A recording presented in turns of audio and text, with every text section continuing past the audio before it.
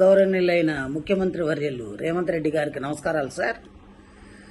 నిన్న అసెంబ్లీలో బాగా చెప్పారు సార్. మీరు ఏమనంటే జీతాలు కూడా నేను అడుక్కొని చేబోదులు తీసుకొని ఇస్తున్నానని. అంత దుస్థితి ఎందుకు పట్టింది? కేసీఆర్ గారు తప్పు చేశారు కాదనట్ల. మరి ఆనాడు అసెంబ్లీ కట్టేటప్పుడు మీరు ఎందుకు అడ్డపడలేకపోయారు? కోర్టు కేసులు ఎందుకు వేయలేకపోయారు? దాన్ని ఎందుకు ఆపలేకపోయారు? ఆపలేదు. సరే, అయిపోయింది. మేము ఎంప్లాయీస్ కట్టే ట్యాక్సులతోటి మిమ్మల్ని ఉచిత పథకాలు ఎవడు పంచమన్నాడు? ఉచిత పథకాలు ఎందుకు? ఉచిత పథకాలు ఇచ్చి మా జీవితాలు నాశనం చేయమని చెప్పినోడు ఎవడు లేడు కదా. ఎవరు చెప్పారు మీకు? ఉద్యోగస్తులకు బడ్జెట్ ఉంటుంది కదా. మా జీతాలు మాకున్నప్పుడు మాది మీరు ఇంకా అడుక్కునేది ఎందుకు? వేరే దానికి ఎందుకు ఉపయోగిస్తున్నారు? ఫ్రీ బస్సు ఎవరు పెట్టమన్నారు?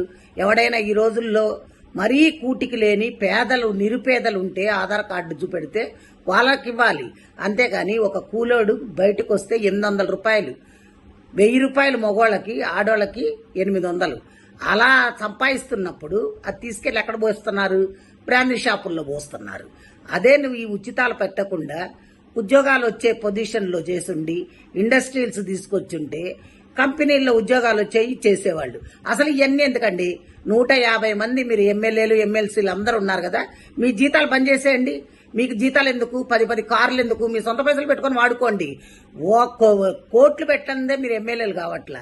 అలాంటప్పుడు మీకు అన్ని వసతులు కావాలి, 1వ తారీఖు జీతాలు కావాలి, మీరు ఫండ్స్ కావాలి, మెడికల్ బిల్స్ కావాలి, అన్నీ కావాలి. ప్లెయిన్లో ఊరికనే తిరగాలి, ఇవన్నీ కావాలి. ఇవన్నీ ఎక్కడి నుంచి వచ్చినాయండి? ప్రజల సొమ్మండి, మేం కట్టే ట్యాక్సులండి.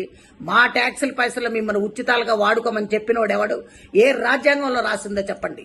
మీరు ఇవన్నీ కానీ చేస్తే ఇప్పుడు మేము రిటైర్డ్ అయిన వాళ్ళకి కనీసం పైసలు కూడా ఇచ్చే స్థితిలో లేరు మీరు. ఇది ఒక చట్టం దాండి. స్టేట్ గాని సెంట్రల్ గాని మీ ఇష్టం వచ్చినట్టు వాడుకొని మాకు ఉచితాలు ఇస్తున్నాం, మీకు ఉచితాలు ఇస్తున్నాం అని చెప్తున్నారు. ఉచితాలు ఎవరికి ఇస్తున్నారు? ఉచితాల పేర్లతోటి మీ కార్యకర్తలకి దోసి పెట్టుకుంటున్నారు. అంతేగాని మీరు ఎవరికి ఏం చెయ్యట్లా, న్యాయం జరగట్లా అక్కడ. కాబట్టి దయచేసి మీరు ఇంకోసారి ఈ పిచ్చి సలహాలు ఇవ్వకుండా ఇప్పుడు ఎవరికైతే క్లాస్ 4th ఎంప్లాయీస్ కూడా జీపే పై పెట్టుకుంటే బిల్లులు ఇచ్చే స్థితిలో లేకుండా అయిపోయారంటే ఏమనుకుంటున్నారు? ముందు అర్జెంటుగా మా బిల్లులు మాకు పాస్ చేయండి.